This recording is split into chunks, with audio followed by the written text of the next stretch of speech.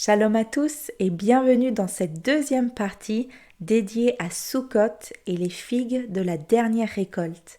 Si vous n'avez pas écouté le premier enregistrement, le premier enseignement, eh bien je vous invite vivement à le faire parce que nous avions abordé des thèmes qui nous seront utiles pour la compréhension de cette deuxième partie.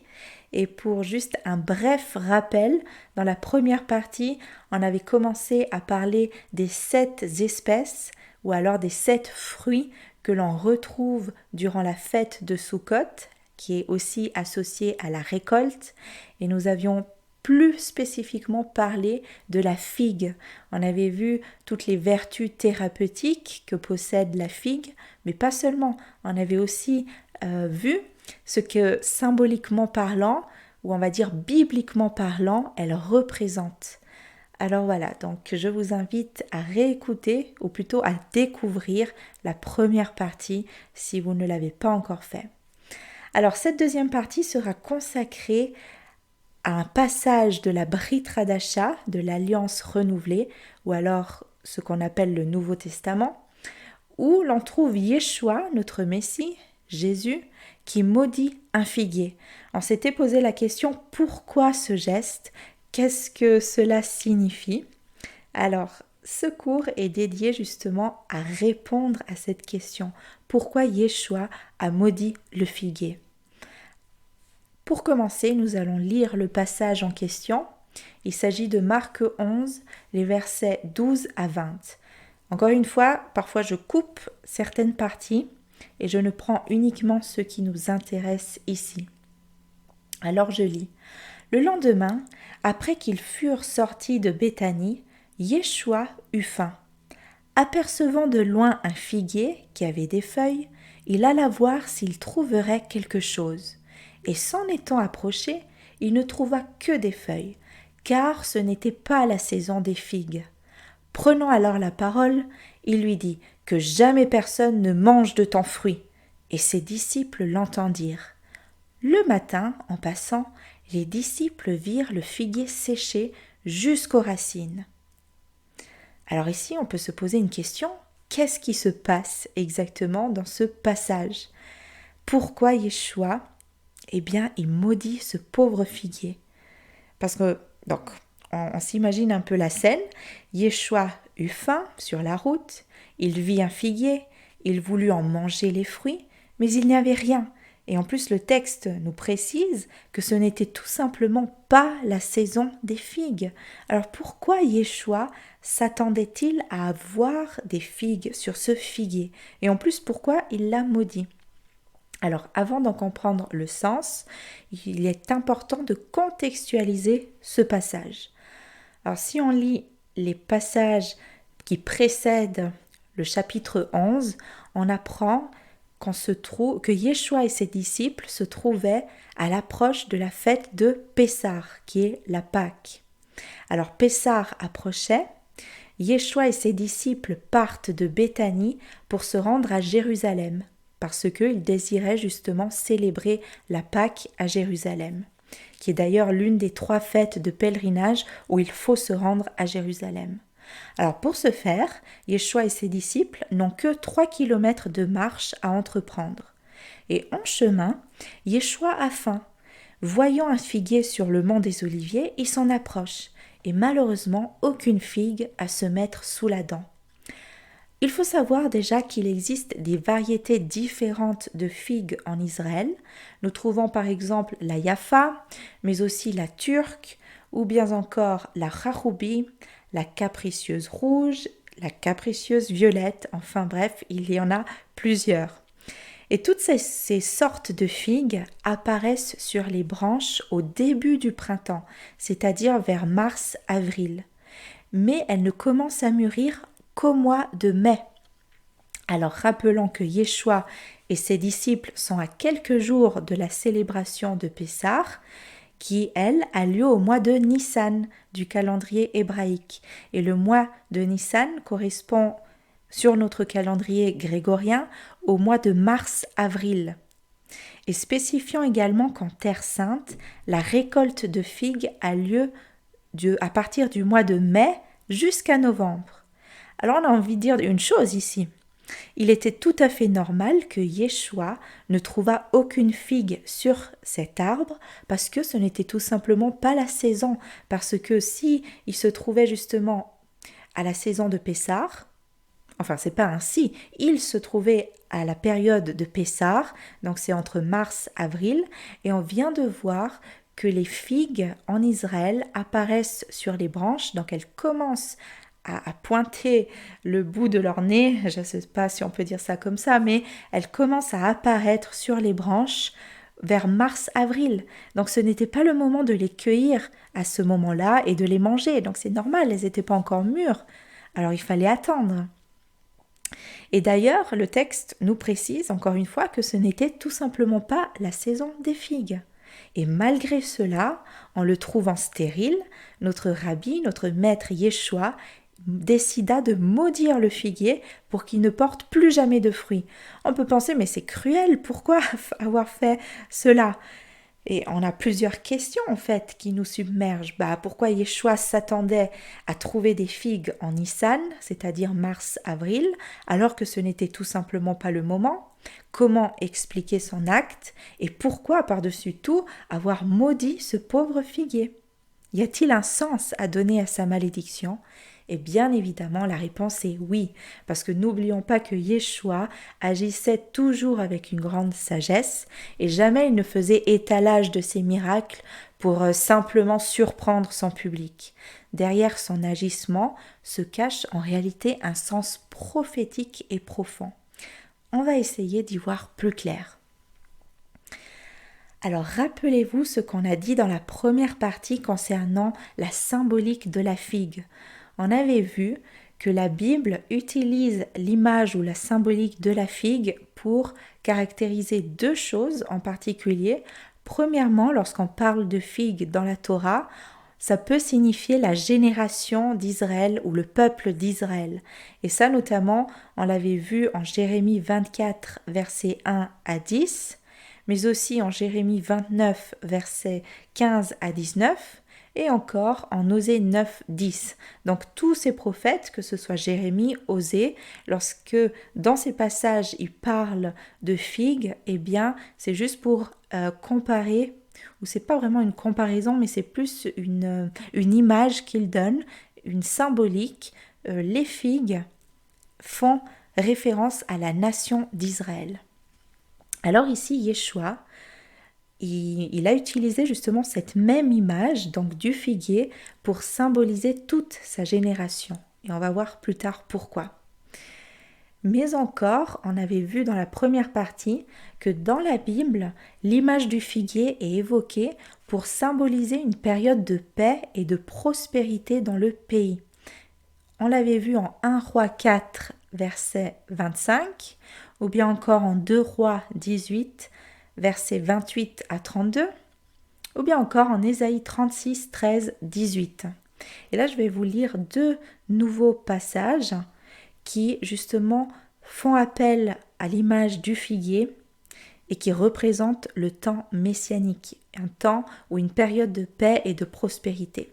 Alors, le premier passage que je vais vous lire se trouve en Michée 4, les 4 premiers versets, où il est dit « Il arrivera, dans la suite des temps, que la montagne de la maison de l'Éternel sera fondée sur le sommet des montagnes, qu'elle s'élèvera par-dessus les collines, et que les peuples y afflueront. Des nations s'y rendront en foule et diront « Venez et montons à la montagne de l'Éternel, à la maison du Dieu de Jacob, afin qu'il nous enseigne ses voies. » Ils habiteront chacun sous sa vigne et sous son figuier, et il n'y aura personne pour les troubler, car la bouche de l'Éternel des armées a parlé. Alors ça, c'était en Michée 4, les versets 1 à 4. Et maintenant, je vais encore vous lire un autre passage qui se trouve en Zacharie 3, verset 10. En ce jour-là, dit l'Éternel des armées, vous vous inviterez les uns les autres sous la vigne et sous le figuier. Alors ici, en fait, on voit cette image, habiter sous sa vigne et sous son figuier, eh bien ça fait appel à un temps de prospérité et de paix absolue, pendant laquelle Hachem, donc Dieu, régnera en maître. Et on peut très bien imager cela, parce que par exemple, si on prend les feuilles des vignes et les figuiers, et les feuilles des figuiers, eh bien si on les rassemble, elles peuvent créer de l'ambre, un abri aussi contre les intempéries. Et les raisins, eux, fournissent du vin et les figues la nourriture. Donc on peut dire on aura tous ceux dont on a besoin. Donc c'est pour ça que cette image est utilisée, c'est pour dire qu'à l'ère messianique, où chacun sera à nouveau, entre guillemets, assis sous sa propre vigne et son propre figuier, on aura tous ceux dont on aura besoin, car l'abondance et l'harmonie régneront. Alors voilà, ayant ces deux choses en tête, et maintenant on peut revenir à notre parabole du figuier maudit. Alors on a vu, en lisant ce passage, que le figuier n'avait pas de fruits, parce que ce n'était pas la saison. Mais au juste, que représentent ici les fruits?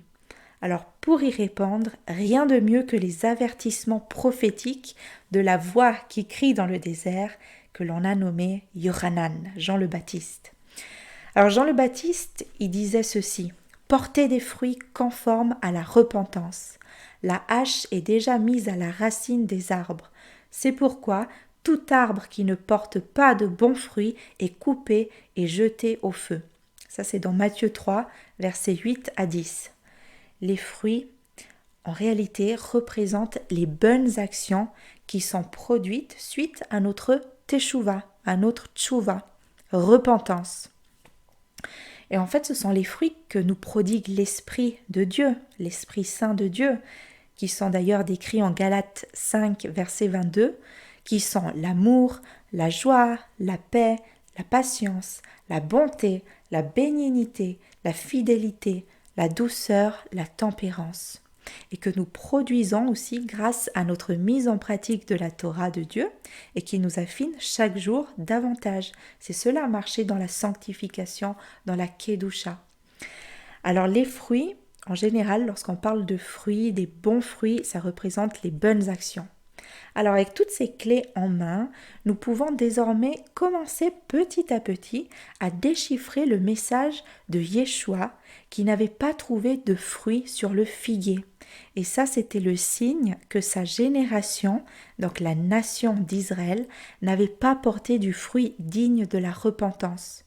Le figuier, on l'a vu, représente la génération d'Israël, donc ici à l'occurrence la génération de Yeshua, celle qui avait le potentiel d'amener l'ère messianique si elle s'était repentie et si elle avait accepté Yeshua comme son Mashiach, son Messie, et si elle avait aussi porté du bon fruit. Et les figues que Yeshua a recherchées sur le figuier représentent les hommes justes et droits de sa génération, mais Yeshua a trouvé une génération violente dont les autorités marchaient dans la corruption. Et on le lit par exemple en Matthieu 23, les versets 13 à 36, où on nous donne le contexte de la génération de Yeshua et où on nous dit que justement c'était une génération perverse, que les autorités marchaient dans la corruption, ils étaient violents, il y avait un grand manque d'amour et d'entraide entre eux, etc. Alors nous comprenons aussi mieux pourquoi notre Maître pleura sur Jérusalem et prononça une prophétie explicite sur l'invasion romaine à venir. Et ce passage se trouve en Luc 19, les versets 41 à 44. Alors Yeshua, il dit la chose suivante. Alors Yeshua, comme il approchait de la ville, en la voyant, il pleura sur elle et dit: si toi aussi, au moins, en ce jour qui t'est donné, tu connaissais les choses qui appartiennent à ta paix, mais maintenant elles sont cachées à tes yeux. Il viendra sur toi des jours où tes ennemis t'environneront de tranchées, t'enfermeront et te serreront de toutes parts. Ils te détruiront, toi et tes enfants au milieu de toi, et ils ne laisseront pas en toi pierre sur pierre, parce que tu n'as pas connu le temps où tu as été visité. C'est des mots durs de Yeshua, mais qui retraçaient on va dire, la vérité, la réalité du contexte de l'époque. En d'autres termes, Yeshua ici a prédit que la nation n'allait pas se repentir et que la conséquence en serait la dévastation de la ville par les troupes romaines. Et en effet, quelques années plus tard, Yeshua est mort en l'an 33. Et en l'an 70, donc presque 40 ans après, eh bien, il y a les troupes romaines qui ont envahi Jérusalem et qui l'ont détruite et qui ont détruit le second temple. Alors, en fait, la génération de Yeshua n'avait pas réussi à se repentir et à éviter le désastre à venir. Et en quelque sorte, ce qui devait être une bonne nouvelle, parce que leur Messie était parmi eux, eh bien, en est devenu une mauvaise, parce que la venue du royaume sera retardée jusque à la fin de la récolte. On peut dire à la récolte finale. Parce que ce que Yeshua est venu faire il y a 2000 ans, il est venu hâter la rédemption finale. Lui, il espérait trouver une génération juste qui aurait mérité la rédemption. Mais comme elle a été trouvée injuste, indigne, eh bien, la rédemption finale viendra plus tard. Et d'ailleurs, c'est ce que souligne le Rav Menachem Brod dans un article sur la rédemption finale. Il dit qu'il existe un temps déterminé par Dieu concernant la venue du Messie et la rédemption finale, mais il dit que Israël peut hâter cette rédemption en se repentant, c'est-à-dire que Hachem, il a fixé un temps où il ferait venir le Messie, mais en fonction, on va dire, des actions et du comportement de la génération, eh bien la génération a le mérite de faire hâter cette rédemption, c'est-à-dire de la faire venir plus tôt. Et c'est d'ailleurs ce que les sages d'Israël enseignent.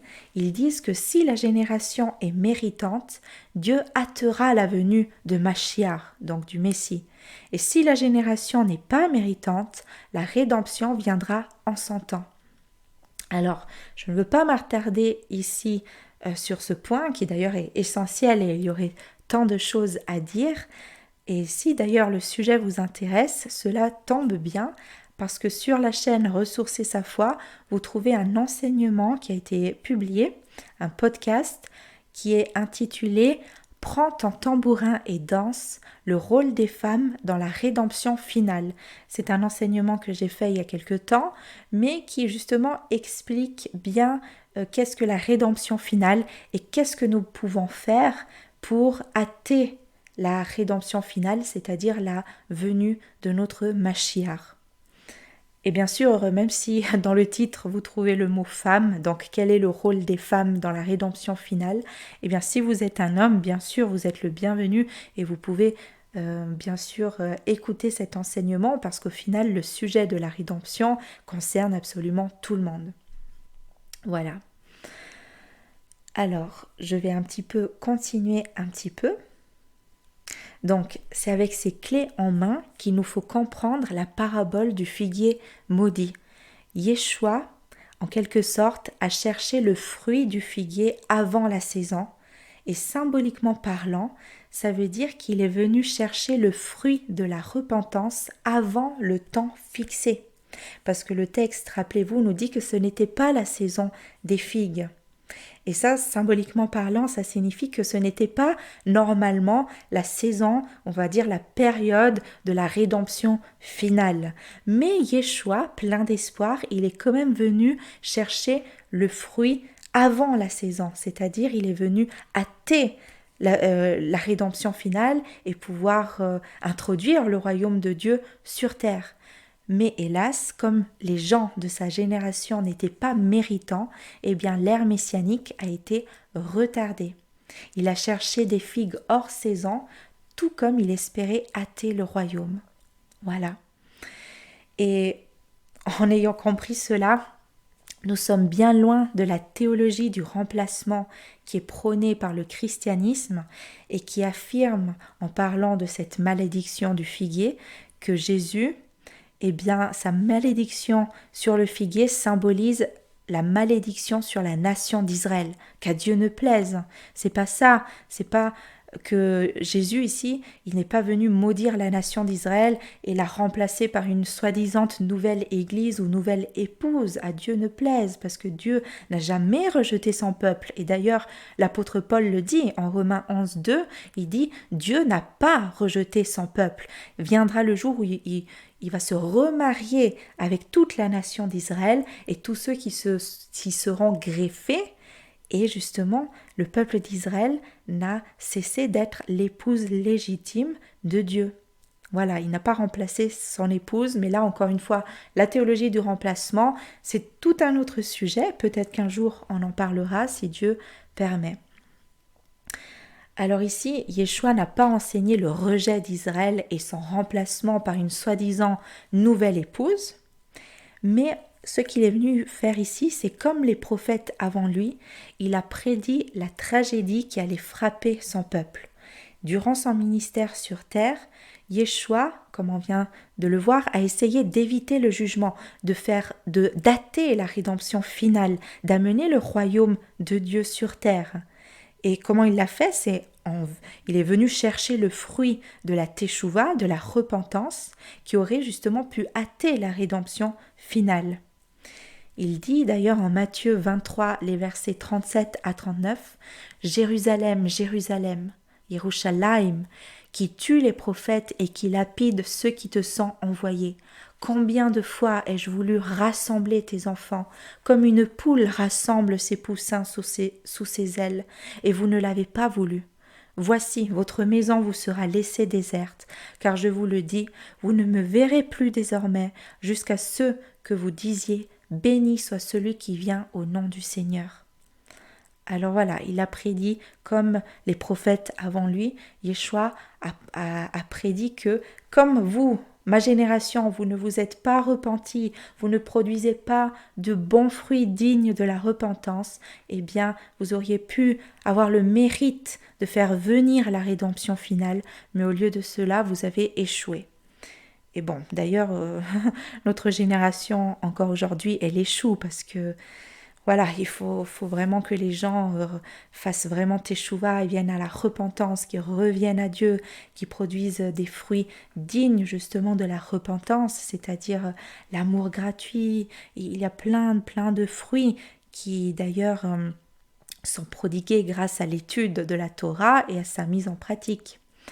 Alors, la génération de Yeshua n'a pas pris conscience du moment de sa visite. Et c'est d'ailleurs ce qui est dit en Luc 19, 44. Alors, mes chers amis, j'en viens maintenant à la conclusion. Et j'ai envie de vous dire, et si cette année, pourquoi pas, vous vous prépariez à Sukkot en pensant spécialement à la profonde signification d'un des fruits phares de cette fête, à savoir la figue. On l'a vu, la figue, c'est un signe de paix, un signe de prospérité. Elle reflète aussi bien l'essence de la fête des tabernacles, qui représente la présence divine qui réside au sein de son peuple. Et la parabole du figuier que maudit Yeshua nous enseigne à ne pas commettre la même erreur que sa génération. Et à cause de son manque de teshuva, de repentance, le peuple n'a pas pu empêcher la désolation à venir. En l'an 70 de notre ère, Jérusalem fut incendiée par les Romains et beaucoup périrent malheureusement sous l'épée des soldats. Et en plus, le Saint-Temple, le second temple, fut détruit, amenant les survivants du peuple juif à s'exiler parmi les nations. Il est enseigné que le second temple fut détruit à cause principalement de la haine gratuite et du manque de respect envers son prochain. Et les sages d'Israël mentionnent également d'autres fautes, et ça justement ce sont les fautes qui étaient commises au temps du second temple, donc c'est au temps de Yeshua. Et parmi ces fautes, on dit donc la haine gratuite, on ne respectait plus son prochain, mais encore on ne se faisait plus de reproches, c'est-à-dire qu'on tolérait la faute. On méprisait même les sages qui enseignaient la Torah, on ne pouvait plus se faire confiance, on était même trop pointilleux envers l'autre, en le jugeant toujours défavorablement, on ne récitait plus la prière du Shema Israël, on ne donnait même plus aucune importance à l'étude de la Torah des enfants et des jeunes, on transgressait Shabbat, etc. Encore d'autres fautes. Et en fait, c'est des fautes qui se répètent encore malheureusement aujourd'hui. Alors justement, là c'est un appel. Chers amis, chers frères et sœurs, vraiment nous attendons tous le jour où le Messie viendra inaugurer cet âge d'or, où chaque homme et chaque femme pourra s'asseoir sous sa propre vigne et son propre figuier. Alors qu'attendons-nous pour hâter ce jour? Parce que comme nous l'avons vu dans notre étude, nous pouvons accélérer la venue du Messie et de la rédemption finale. Il existe justement des commandements, des mitzvot, qui hâtent la venue du Messie, et ces commandements peuvent nous faire trouver, on va dire, méritants aux yeux de Dieu, parce que rappelez-vous ce qu'on vient de voir, si la génération est méritante, la rédemption sera hâtée, donc ça veut dire qu'elle viendra plus tôt, mais si la génération n'est pas méritante, elle viendra en son temps, c'est-à-dire qu'elle sera retardée. Alors il y a plusieurs actions, là je vais juste vous les énumérer, mais j'en parle justement dans cet enseignement que je vous ai dit tout à l'heure, dont je vous ai parlé tout à l'heure, c'est « Prends ton tambourin et danse, le rôle des femmes dans la délivrance finale ». Vous le trouvez sur notre chaîne YouTube.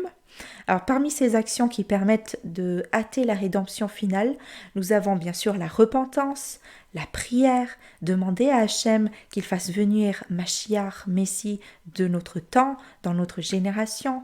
On a bien sûr l'amour du prochain, on a pratiqué la charité, on a l'espérance que justement Hachem est bon et qui va répondre à sa prophétie, celui de faire venir le Messie.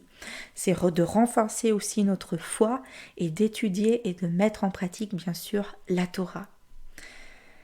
Alors j'ai envie juste de terminer par cela, par un encouragement.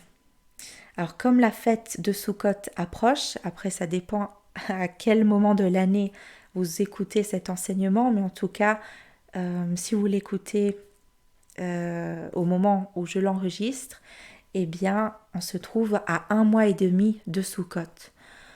Alors pensant que durant la fête de Sukkot et durant d'ailleurs tout le reste de l'année, eh bien essayons d'alimenter le feu de notre foi en pratiquant avec joie et persévérance les mitzvot, les commandements de la Torah, afin de pouvoir vivre dans la soukha éternelle de Dieu.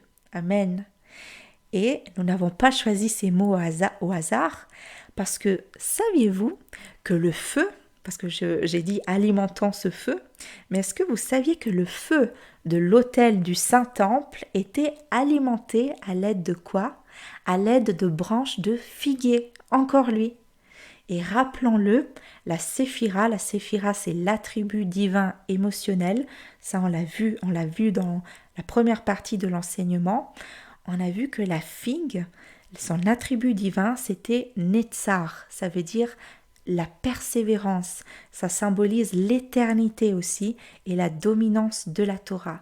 Donc justement, soyons persévérants, accomplissant les bonnes mitzvot de la Torah, les bons commandements de la Torah pour avoir justement de bonnes actions, pour porter de bons fruits, pour que lorsque justement Yeshua viendra voir si nous avons porté de bons fruits, eh bien qu'il pourra justement cueillir les fruits que nous aurons produits à ce moment-là.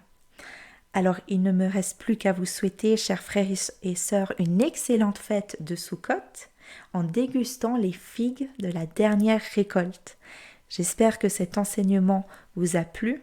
Encore une fois, vraiment, partagez cet enseignement autour de vous, likez, mettez aussi des commentaires, posez des questions ou rajoutez aussi des perles que vous-même vous avez écouté ailleurs, dans d'autres enseignements, eh bien n'hésitez pas à partager tout cela ensemble pour que les uns et les autres en puissent s'édifier les uns les autres, s'encourager. Voilà, alors je vous dis à très bientôt pour de nouveaux partages avec l'aide de Dieu. Shalom, shalom.